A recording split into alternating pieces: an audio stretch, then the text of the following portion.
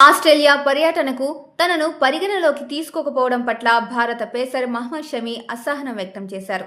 రంజీ ట్రోఫీలో బెంగాల్ జట్టుకు అందుబాటులో ఉన్నానంటే తాను ఫిట్గా ఉన్నట్లేనని షమి అన్నాడు. ఫిట్నెస్ గురించి సెలక్షన్ కమిటీకి సమాచారం అందించడం తన పని కాదని తెలిపాడు. ఈ నెల 19న ఆరంభం కానున్న పర్యటనలో 3 వన్డేలు, 5 టీ20లో భారత్, ఆసీస్ తలపడనున్నాయి. షమి ఫిట్నెస్ పై సందేహాలతోనే అతని జట్టులోకి ఎంపిక చేయలేదని వార్తలొస్తున్న నేపథ్యంలో అతను స్పందించాడు. ఎంపిక నా చేతుల్లో లేదని గతంలో కూడా చెప్పా. నాకేమైనా ఫిట్నెస్ సమస్యలు ఉండుంటే బెంగాల్ తరపున ఆడుతూ ఉండకూడదు. దీని గురించి మాట్లాడి వివాదం సృష్టించాల్సిన అవసరం లేదని అనుకుంటున్నా.